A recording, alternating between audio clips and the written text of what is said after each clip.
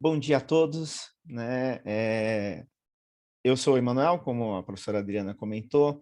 Além de ser professor dos cursos mencionados, eu também coordeno os cursos da Universidade Positivo e sempre me convido para falar sobre carreira e propósito, porque é uma coisa que eu gosto bastante, que é compartilhar um pouco sobre a experiência de vida que eu tive na construção da minha carreira. E eu quero começar aqui, deixa eu compartilhar com vocês, né? É, Experiências de um aprendente, né? Eu gosto de usar esse termo aprendente, porque nós vivemos e passamos a nossa vida, né? Aprendendo. A gente realmente passa por situações que às vezes a gente realmente não planeja e a gente pode se sentir por muitas vezes perdido. Então, gostaria de começar perguntando para vocês, né, principalmente para os alunos, né, para o pessoal que ainda não sabe exatamente o que vai fazer na universidade, ou ainda não tem uma perspectiva, ou até tem, mas tem um certo receio.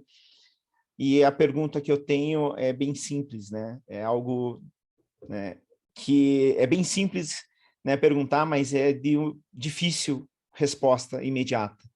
Se você já parou para pensar qual é o seu propósito de vida. É um momento de reflexão que, por muitas vezes, né, nós, durante a nossa vida, a gente passa por isso. A gente tem algumas crises, né? Eu tenho 47 anos, então tem a crise ali quando a gente completa 18 anos, e agora, né? Quando a gente entra na universidade, ou a gente, né, vai para o mundo. A vida, ela não, a gente tem desejos, a gente tem expectativas, mas a gente não sabe o que a vida, né, guardou para a gente, o que ela preparou na nossa caminhada. Então, é interessante a gente parar e pensar. E por muitas vezes a gente não para, porque talvez a gente tenha, né, um medo do desconhecido. E é isso que faz com que, por muitas vezes, a gente se sinta perdido na nossa carreira e no nosso propósito de vida. A gente fica sempre em busca, né, de algumas respostas do tipo, será que eu quero mudar o mundo? Será que eu quero ser a mudança que eu quero ver no mundo? O que eu vou construir nessa minha carreira? O que eu vou construir nessa minha trajetória? A gente tem alguns desejos, né? Eu gostaria muito de fazer algo, né, pela sociedade, pela minha comunidade, pelo meu país, pelo mundo. Então, é importante a gente parar, né? E a gente sempre, né? E eu sempre é meio forte dizer, né? Então, eu vou generalizar. A gente olha o final da trajetória, né? A gente busca ver lá no final, eu quero ser isso, quero ser aquilo, quero fazer isso, mas talvez a gente não se preocupe muito com a trajetória, né? Como é que é essa caminhada até o topo de chegar no propósito de vida, porque às vezes a gente não sabe. E a gente passa por momentos de solidão, a gente passa por momentos nos quais a gente se sente assim num caminho onde a gente está sozinho, a gente está levando uma bagagem de experiências, de vida, mesmo, né, seja com 14, 15, 16, 17, 18 anos, a gente tem uma bagagem, a gente tem experiências, temos valores que trazemos, né, que são constituídos pela nossa família, trazemos, ou ainda não sabemos lidar muito com os nossos talentos, e essa trajetória, ela não tem uma fórmula, né? Ela não tem uma receita de bolo, ela tem até uma fórmula, mas eu quero compartilhar aqui um pouquinho, um resumo, né? Se me perguntasse assim, Emanuel, como é que foi a sua vida? Eu vou resumir para vocês e mostrar como é que a vida ela foi me jogando para diversos lados, até eu me achar e me encontrar e entender qual é o meu propósito de vida, aquilo que me movimenta, né? Então, eu, né, sou de uma família de 4 irmãos, eu nasci no dia 25 de dezembro de 73, por isso que me chamo Emanuel, tem muito essa conotação em relação a Deus conosco. Eu sou o mais velho, passei por diversas experiências, né? Então, aqui é o aniversário da minha irmã de 5 anos, quando meu pai, né, e minha mãe tiveram condições de fazer uma festa bem legal, fizeram para minha irmã. Até então, a gente não tinha tido uma festa, assim, de aniversário, né? E aqui, nesse momento, a gente não sabia, né? Eu não sabia, eu só sabia que eu tinha que cuidar dos meus irmãos, por ser o mais velho. E eu não sabia o que eu queria ser, porque, óbvio, não é um momento de a gente ficar pensando muito sobre isso, é infância, é uma adolescência, né? Estudei em colégio particular, estudei em colégio público, e no momento que eu concluí os meus ensinos aqui no Colégio Estadual do Paraná, foi um momento também interessante, porque era o momento que eu mais ouvia que eu tinha que passar, e eu sabia que eu tinha que entrar na universidade.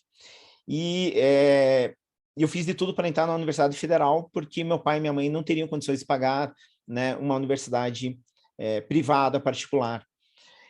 Só que nesse ano de 91, né, que foi o vestibular de 91, eu concluí em 90 meu ensino médio, a Universidade Federal entrou numa grande greve e meu pai e minha mãe perguntaram se eu gostaria de ir para o Japão, trabalhar no Japão.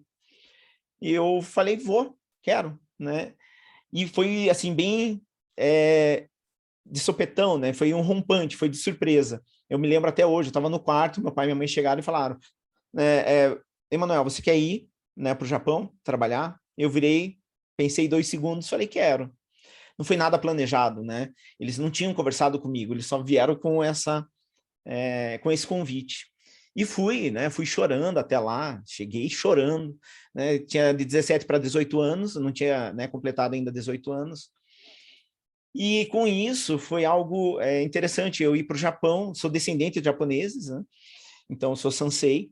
E quando eu cheguei lá, com 17 anos, fiquei no chão de fábrica. E eu tinha conseguido estudar um pouco de japonês, né? Em torno de 3 anos na minha adolescência. E com isso, eu tive que aprender a cultura do japonês, tive que me adaptar a uma nova rotina e eu fiquei durante 14 meses realmente trabalhando lá e com muito desejo de voltar para o Brasil, né? Com uma vontade bem grande de retornar, porque eu sentia a falta da minha família. E ao retornar, né, aqui eu escolhi uma foto para caber aqui, eu acabei me apresentando para servir e por eu estar, né, já matriculado no nível superior no curso de Engenharia Elétrica na Universidade Federal, me chamaram para o NPOR e acabei fazendo o NPOR. Eu fui o 02 da turma e durante o estágio preparatório que a gente faz um estágio preparatório para oficiais temporários. Eu fiquei como 01 desse estágio e permitiram que eu escolhesse ficar em Curitiba. E só tinha uma vaga para ficar em Curitiba. Então, nesse momento, eu optei em continuar e eu fui, durante 7 anos, oficial R2 no quartel do Boqueirão, no 5º GACAP. E foi também um momento que foi interessante na minha vida, né? Porque dentro da carreira militar, que eu também não esperava, né? Quando eu voltei, eu não queria servir, eu queria continuar meu curso na universidade, mas o Exército falou, não, você vai servir, né? E foi interessante, porque foi um momento que aprimorei minha parte de esportes, né? Então, fui atleta de natação, futebol, orientação, então fazia de tudo ali dentro do GACAP. Foi também um momento que eu aprendi, por exemplo, a ser oficial de munições. Eu nunca tinha pensado na minha vida ser algo desse tipo, né, de trabalhar com munições, trabalhar com, né, munições, né, antigas, né, destruir esses artefatos, cuidar, né, do paiol. Eu nunca tinha pensado nisso, e depois eu terminei minha carreira sendo oficial do almoxerifado, né? Ou seja, eu cuidava de toda a parte logística ali do quartel do Boqueirão, o que também, né, eu nunca tinha pensado na minha vida. E tudo isso foi acumulando, né, várias experiências. Então, a questão do Japão, de eu ter vivido no Japão 14 meses, com 17 anos, no chão de fábrica, onde eu trabalhava só à noite, de segunda a segunda, de 10 a 12 horas, retornei, entrei no NPOR, tive que estudar né, no NPOR, tinha que estudar para a universidade. Tudo isso, né, foi, na minha cabeça, foi assim, para onde é que eu estou indo? Eu não tinha ainda noção, eu estava deixando, né, a vida tomar conta disso, e chegou um momento que eu falei, olha, eu quero ter as rédeas né, da minha carreira, eu quero ter as rédeas da minha vida. E eu sabia que, por ser oficial temporário, esse tempo iria acabar. Só que no âmbito do tempo que eu fiquei como oficial temporário, foi interessante porque foi aqui, ó, esse momento aqui foi um momento que eu tive um insight de propósito, porque me deram a missão, né, de ministrar uma oficina para o pessoal de carreira, para o pessoal que fez, né, a AMAN, para conduzir um tiro de artilharia, para atuar como observador do tiro de artilharia. E isso, né, eu tive que me preparar um monte, planejar um monte, ensaiar, treinar, e eu ministrei essa oficina e foi muito legal para mim, né, até pelo resultado, né, o pessoal conseguiu conduzir o tiro de artilharia, foi bem bacana, e era um pessoal de outras armas, né, quadros de serviço, então era um pessoal que não era da artilharia. E eu fiquei bem feliz com o resultado, mas eu fiquei mais feliz comigo, porque eu me senti bem, me senti realizado. Falei, olha, talvez ser professor seja um caminho, mas ainda foi de forma modesta, né? Então, eu, né, nessa minha trajetória, conheci muita gente. Então, quando eu estava trabalhando ali no NPOR, estudando a NPOR, trabalhando no GEACAP, conheci muita gente, e a gente acabou, depois de um tempo, formando um grupo que criou um cursinho pré-vestibular para a comunidade carente. E foi legal, era um trabalho voluntário, e também foi um momento que eu comecei a exercitar mais essa prática da docência. Só que era sábado e domingo, né? Então foi também bem legal eu ir trabalhar na Vila da Senhora da Luz, ali no Boqueirão, nessas comunidades, porque eu mudei minha concepção de mundo e comecei a enxergar assim a comunidade, né? Eu estava numa situação que eu vivia numa bolha e eu fui para a comunidade e a partir daquele momento eu comecei a ver assim, olha, eu consigo ajudar a minha comunidade, né? Consigo ajudar as pessoas e ali tem a foto, né, do pessoal passando no vestibular da Federal. Ou seja, ver aquilo ali, né? Ver o pessoal estudando, eu dava aula de matemática e física na época, que são disciplinas complicadas, complexas, o pessoal passando em diversos cursos, passando no vestibular da Federal, foi algo realmente prazeroso. E eu falei, cara, olha, acho que isso vai ser bem bacana para minha vida. Passei por isso, né, e acabei saindo, né, do Exército, acabou meu tempo enquanto oficial temporário, só que daí eu já estava formado, e eu fiz um concurso para entrar, né, no SERPRO, que é o Serviço Federal de Processamento de Dados. É a maior empresa da América Latina, empresa pública, né, da área de tecnologia da informação, e foi meu primeiro concurso. E foi algo interessante, né, porque eu acabei entrando no SERPRO e entrei numa empresa, numa equipe que trabalhava com licitações, coisa que eu tinha visto no Exército, né? Por ser um oficial do almoxarifado, tinha que saber a lei das licitações, tinha feito leilão, tinha participado de licitação, tinha aberto edital de licitação.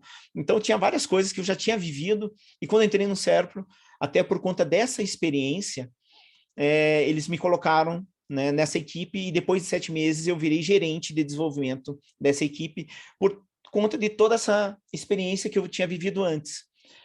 E daí eu comecei a notar o seguinte, né? A vida ela vai nos colocando alguns percalços, alguns obstáculos, e a gente não nota que essas experiências vão nos ajudar no futuro. E hoje ainda mais, né? Se a gente for observar muito bem a questão, né, das gerações atuais, a gente tem uma geração multidisciplinar, ações multidisciplinares, né? A gente tem múltiplas competências, que a gente vem de uma evolução dentro do... Aí vou falar um pouquinho mais de mercado, né? Onde as pessoas, elas têm seu pet, gostam, né, do seu cachorrinho, da sua gatinha, gostam de fotografia, gostam de arte, estudam música, praticam algum esporte e são profissionais em alguma área. E daí você juntar tudo isso, todas essas competências, transformam, né, a pessoa em um arcabouço, né, numa caixinha de ferramentas que ele vai utilizar de tudo isso. Se a gente observar hoje, né, a juventude é muito assim. Então, quando entrei no SERPRO, eu falei, nossa, que legal, né? Tudo que eu vivi na minha vida, seja no Japão, seja em diversos tipos de colégio, seja na minha vida como oficial temporário, tudo isso me ajudou quando eu entrei no SERPRO. E me ajudou também a sair do SERPRO, né? O que acontece? Obrigado, André. Agora que eu estou vendo ali o chat, né? Então, o que acontece, né? Chegou um momento que eu fiquei inquieto. Falei assim, tá legal eu trabalhar no SERPRO, tá legal eu viver esse momento. Eu já estava há 7 anos numa empresa, né, grande, eu já era gerente de uma área de desenvolvimento, mas não era algo que me realizava enquanto profissional. Daí eu falei, eu quero dar aula, então vou dar aula. Vou começar a dar aula e retornei e fiz, né, uma banca para a Universidade Positivo. E nesse momento, né, por toda essa minha experiência anterior, seja no cursinho, seja no Exército, eu acabei, né, passando tranquilamente na banca. E foi um momento que eu comecei a me sentir realizado, a dar aula toda noite, comecei, né, a gostar da sala de aula. E com isso, acabei, em 2014, pedindo demissão do SERPRO. Saí, né? Depois de 10 anos e meio na empresa pública, concursado, saí. E a Universidade Positivo me veio com uma grata surpresa, porque no momento que eles ficaram sabendo que eu tinha pedido demissão, eles falaram, então você quer ser coordenador de curso aqui? Né? Além de ser professor. Então, eu falo muito sobre sorte, que a sorte é um conceito interessante, né? Que é você estar preparado para quando a oportunidade aparecer. E a partir do momento que ela surge, né? Se você estiver preparado, você vai ter uma baita sorte. E foi isso que aconteceu. E ali tem uma foto de quando eu fui escolhido para ser professor referência na campanha da Universidade Positivo. Com isso, eu cheguei no meu propósito. Mas, olha, 2014, 2015, eu saí do SERPRO e comecei a me dedicar à carreira de professor.